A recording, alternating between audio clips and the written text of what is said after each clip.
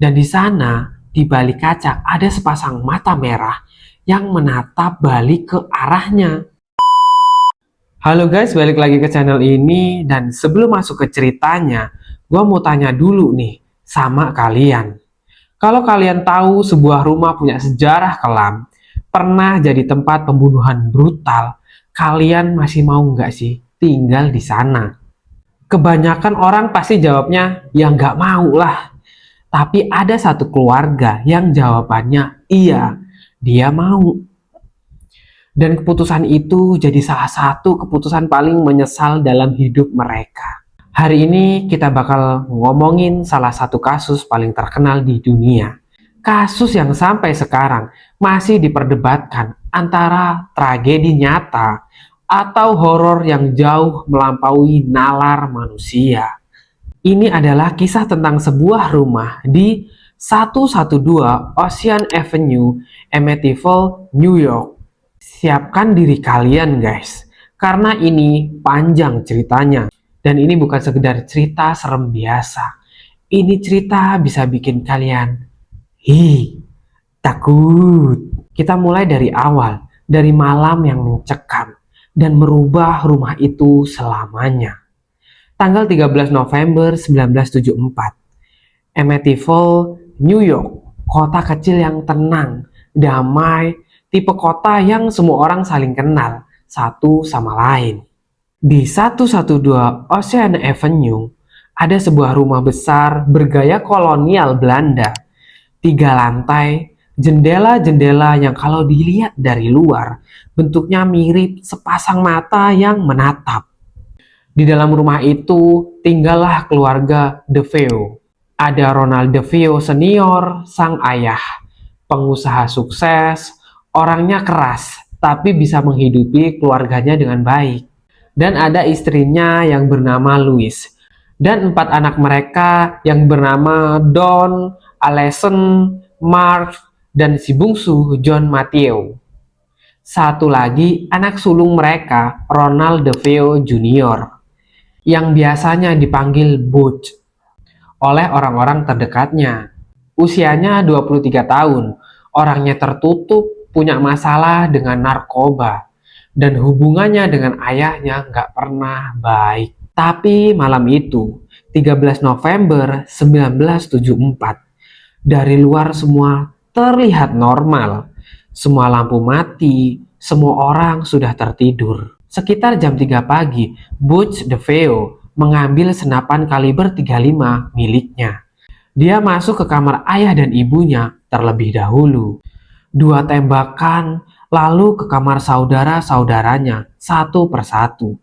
Semuanya masih tertidur. Tidak ada yang sempat lari, tidak ada yang sempat teriak. Dalam waktu yang sangat singkat, 6 nyawa melayang di dalam rumah itu. Dan yang bikin kasus ini beda dari pembunuhan biasanya. Semua korban ditemukan dalam posisi yang sama persis tengkurap. Tangannya di sisi tubuh seperti sedang tidur nyenyak. Tidak ada tanda-tanda perlawanan. Tidak ada yang sempat kabur ke pintu. Bayangkan, kalian tidur di kamar kalian sendiri. Tiba-tiba ada suara tembakan dari kamar sebelah. Reaksi normal manusia adalah terbangun, panik, dan lari. Tapi tidak ada satupun dari mereka yang melakukan itu. Dan satu hal lagi yang bikin investigator garu-garu kepala. Tidak ada tetangga yang mendengar suara tembakan itu. 6 tembakan, malam yang sunyi, rumah tidak berdiri sendiri di tengah hutan. Ada tetangga di kanan kiri, tapi tidak ada yang mendengar apapun. Jadi, apa yang sebenarnya terjadi malam itu? Keesokan harinya, Butch pergi kerja seperti biasa, seolah-olah tidak pernah terjadi apa-apa. Malamnya, dia masuk ke bar langganannya, ketemu teman-temannya, dan disitulah dia tiba-tiba bilang, ada yang bunuh keluargaku. Dan reaksi teman-temannya udah pasti kaget. Mereka langsung pergi ke rumah DeVeo, menemukan ke-6 jasad dan langsung lapor polisi. Dan kalian tahu si Butch, dia ikut lapor polisi. Dia pura-pura jadi korban yang berduka. Bahkan menuding mafia sebagai pelakunya. Tapi polisi nggak sebodoh itu. Dalam waktu yang singkat, semua bukti forensik mengarah ke satu orang saja, Ronald DeFeo Jr. atau yang dikenal dengan nama Butch. Terus persidangannya jadi tontonan publik. Dan disinilah ceritanya makin aneh, guys. Butch nggak konsisten ceritanya, ganti-ganti versi terus. Pertama dia bilang mafia yang melakukannya. Terus dia bilang saudarinya Don yang mulai menembak duluan. Dan dia cuma membela diri. Lalu dia bilang dia tidak ingat apa-apa karena disosiatif. Pengacaranya mencoba pakai pembelaan tidak waras secara mental. Tapi hakim nggak percaya. 6 dakwaan pembunuhan tingkat 2, 6 hukuman penjara seumur hidup. Butch DeFeo menghabiskan sisa hidupnya di balik jeruji. Dia meninggal di penjara pada tahun 2021 di usianya yang 69 tahun. Sampai akhir hayatnya, cerita yang disampaikan terus berubah-ubah. Dan pertanyaannya yang sampai sekarang belum terjawab dengan memuaskan, kenapa tidak ada satupun korban yang sempat bereaksi? Beberapa ahli forensik berteori ada kemungkinan korban sudah dalam kondisi setengah sadar, entah karena kelelahan ekstrim atau sesuatu yang lain. Tapi toksikologi tidak menemukan bukti yang cukup. Ada juga teori bahwa Butch tidak sendirian malam itu, bahwa ada orang lain yang membantunya, tapi tidak pernah ada yang berhasil dibuktikan. Guys, sampai hari ini kita nggak benar-benar tahu apa yang sebenarnya terjadi malam itu. Waktu berlalu, akhirnya rumah itu kosong selama hampir 1 tahun. Tidak ada yang mau beli. Orang-orang di Amityville tahu apa yang terjadi di sana. Mereka lewat rumahnya aja sambil membuang muka. Dan sampai akhirnya datanglah keluarga Lutz. George dan Kathy Lutz, pasangan muda dengan 3 anak dari pernikahan Kathy sebelumnya. Mereka lagi cari rumah yang besar, nyaman, tapi tetap dalam budgetnya. Dan rumah di 112 Ocean Avenue dijual jauh di bawah harga pasaran. Karena ya siapa yang mau beli rumah bekas tempat pembunuhan massal. Agen propertinya juga jujur ke mereka. Cerita lengkap soal keluarga DeFeo sudah disampaikan semuanya. George dan Kathy bilang, kami tidak percaya hantu, itu masa lalu, kita akan memulai lembaran yang baru. So asik nih Kathy sama George. Desember 1975, keluarga Lutz resmi pindah ke rumah DeFeo itu. Mereka bahkan membeli sebagian furnitur keluarga DeFeo yang tersisa di sana. Ya karena murah, dan karena mereka pikir tidak ada bedanya. Mereka mengundang seorang pastor untuk memberkati rumah mereka. Pastor itu yang belakangan dikenal publik hanya dengan nama Father Mancuso. Masuk ke dalam rumah dan memulai mendoakan setiap ruangan. Ketika dia sampai di salah satu kamar di lantai atas, dia mendengar suara yang jelas, suara yang keras. Get out! Pergi dari sini. Artinya, pastor itu ketakutan langsung keluar dari kamar. Tangannya gemeter. Dia menyelesaikan pemberkatan secepat mungkin dan pergi dari rumah itu. Hari-hari berikutnya, kedua tangannya muncul lepuh yang menyakitkan tanpa sebab medis yang jelas. Terus pastor ini mencoba menghubungi George untuk memperingatkan mereka. Tapi setiap kali dia menelpon, sambungannya selalu bermasalah, selalu terputus. Sementara itu, di dalam rumah, George mulai berubah. Guys, ini yang paling bikin gua merinding kalau dipikir-pikir. George ini adalah pria yang normal, pekerja keras, penyayang keluarga. Tapi setelah pindah ke rumah itu, sesuatu dalam dirinya berbeda. Dia jadi mudah marah, gampang tersulut emosi tanpa alasan yang jelas. Dia jadi obsesif setiap hari. Sepanjang hari, kerjanya cuma ngurusin perapian, terus menambah kayu bakar, terus menyalakan api meskipun Rumah sudah cukup hangat. Dan setiap malam, dia pasti terbangun di jam yang sama. Jam 3:15 pagi. Tepat sesuai waktu pembunuhan itu terjadi. Bukan jam 3 atau jam 3:30, tapi jam 3:15. Waktu yang sangat spesifik. Bahkan Josh sendiri tidak tahu signifikannya sampai kemudian dia mencari tahu. Setiap malam dia terbangun. Di setiap malam dia merasa harus pergi keluar ke garasi memeriksa sesuatu tanpa tahu kenapa dia ke situ gitu loh. Terus istrinya Kathy juga tidak baik-baik aja. Dia mulai ngalamin mimpi buruk yang sangat jelas. Mimpi tentang pembunuhan malam itu. Bukan sekedar mimpi kabur, tapi detail dan spesifik. Urutan kejadiannya akurat, padahal Kathy tidak pernah membaca laporan forensik lengkapnya.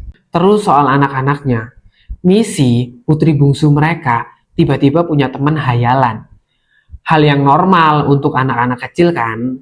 Tapi teman hayalannya Missy ini berbeda. Missy menyebutnya Jody. Dan ketika orang tuanya bertanya, Jody itu siapa? Missy bilang, Jody itu babi besar, matanya merah. Apa nggak serem itu? Si George suatu malam melihat ke jendela kamar Missy dari luar rumah. Dan di sana, di balik kaca, ada sepasang mata merah yang menatap balik ke arahnya. Hal-hal lain mulai terjadi. Pintu dan jendela yang sudah dikunci malam hari ditemukan terbuka di pagi hari tanpa ada keluarga yang membukanya. Bau busuk muncul tiba-tiba dari ruangan bawah tanah. Bau yang tidak bisa ditemukan sumbernya dan menghilang secepat datangnya. Di dinding mulai muncul cairan misterius berwarna gelap yang merembes keluar bukan dari pipa yang bocor. Karena semua pipa sudah dicek dan kondisinya baik-baik saja. Dan suatu hari, saat mereka menjelajah ruang bawah tanah, mereka menemukan sesuatu yang tidak ada di blueprint rumah. Sebuah ruangan tersembunyi, kecil, dicat merah, gak ada jendelanya, gak ada ventilasinya, gak tahu fungsinya untuk apa. Anjing mereka yang biasanya aktif dan berani setiap kali didekatkan ke pintu ruangan itu langsung mundur, meringkuk dan menolak untuk masuk. Ruangan itu kemudian dikenal dengan nama yang mungkin sudah kalian pernah dengar, yaitu The Red Room. Puncaknya terjadi di hari-hari terakhir mereka di rumah itu. Kathy mengaku mengalami sesuatu yang sampai sekarang dia tidak bisa jelaskan. Di tengah malam, dia melayang di atas tempat tidurnya, bukan bermimpi atau halusinasi. Dia sadar sepenuhnya dan tubuhnya tidak menyentuh kasur. Malam terakhir, seluruh rumah seperti menjadi gila. Suara-suara di mana-mana, pintu-pintu membanting sendiri, anak-anak menangis, dan George yang biasanya keras kepala dan tidak mudah takut memutuskan kita harus pergi sekarang. Pada tengah malam Januari 1976, keluarga Lutz kabur dari rumah itu, tidak membawa apa-apa kecuali anjing mereka. Semua furnitur ditinggal, semua pakaian ditinggal, semua barang-barang berharga ditinggal. Mereka tidak pernah kembali lagi ke rumah itu. Nah guys, sekarang kita masuk ke bagian yang paling menarik. Karena setelah cerita keluarga Lutz tersebar lewat buku di tahun 1977, lalu difilmkan di tahun 1979, dunia terbagi jadi dua kubu, yang percaya dan yang tidak percaya. Sedangkan kubu yang tidak percaya, argumen pertamanya dan paling kuat adalah soal uang. William Weber merupakan pengacara Butch DeFeo. Belakangan mengakui bahwa dia ikut terlibat dalam pembuatan cerita keluarga Lutz. Dia bahkan bilang mereka merancang cerita itu bersama-sama sambil minum wine untuk dijual ke publik. Dan memang buku Amityville Horror laris keras. Film-filmnya sukses besar. Keluarga Lutz mendapatkan banyak uang dari kisah itu. Sedangkan argumen yang kedua, cerita yang tidak konsisten. Setiap kali George dan Kathy Lutz diwawancarai di acara yang berbeda, detail cerita selalu sedikit berbeda. Tanggal bergeser, urutan kejadiannya berubah, deskripsi pengalaman tidak sama persis. Dan argumen yang ketiga, investigasi yang tidak menemukan apa-apa. Beberapa investigator independen dan jurnalis menyewa atau memasuki rumah itu setelah keluarga Lutz pergi. Mereka tidak merasakan apapun yang luar biasa. Dan yang paling meyakinkan bagi kubu skeptis, keluarga-keluarga yang tinggal setelah Lutz tidak mengalami apapun. Mereka hidup normal, tidak ada gangguan sama sekali, tidak ada kejadian aneh di rumah itu. Tapi, kubu yang percaya juga punya argumen yang tidak bisa diabaikan begitu saja. Yang pertama, pastor yang memberkati rumah itu sampai akhir hayatnya tidak pernah mencabut kesaksiannya. Dia benar-benar mendengar suara itu dan lepuh di tangannya. Yang muncul tanpa sebab medis yang jelas adalah fakta yang bisa dilihat orang lain. George Lutz meninggal di tahun 2006. Dan guys, sampai napas terakhirnya, dia tidak pernah mengakui bahwa semua itu bohong. Dia tidak pernah bilang, kami melebih-lebihkan atau kami berbohong demi uang. Bagi orang-orang yang mengklaim pernah mengalami sesuatu yang traumatik, konsistensinya sampai mati itu bukan hal kecil. Terus ada nih pasangan paranormal paling terkenal di dunia. Masuk ke rumah 112 Ocean Avenue dan melakukan investigasi. Dia mengaku merasakan energi yang sangat berat dan gelap di dalam rumah itu. Dan ada satu foto yang mereka ambil yang menangkap sosok anak kecil bermata putih di tangga rumah sampai sekarang belum berhasil dibantah atau dijelaskan secara ilmiah. Dan ini yang paling nggak bisa dibantah guys. Ruangan tersembunyi di ruang bawah tanah itu benar-benar ada. Itu bukan klaim Lutz semata. Ruangan itu bisa dilihat siapapun yang masuk rumah itu. Dan memang tidak tercantum di blueprint asli rumahnya. Kenapa ruangan itu dibuat? Untuk apa? Siapa yang membuatnya? Tidak ada jawaban resmi yang memuaskan sampai sekarang. Jadi guys, mana yang benar? Jujur gua nggak tahu. Dan gua rasa nggak ada yang benar-benar tahu. Yang bisa kita pegang sebagai fakta keras adalah 6 orang nyata dibunuh di rumah itu pada November 1974. Itu fakta. Itu tragedi nyata dan terdokumentasi.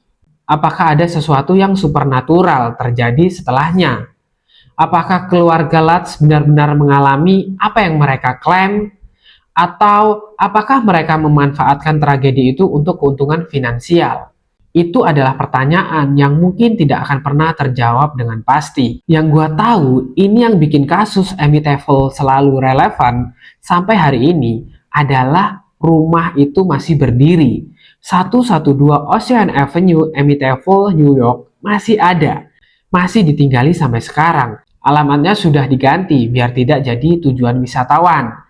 Tampilannya sudah direnovasi, jendela-jendela yang dulu berbentuk seperti mata itu sudah diubah.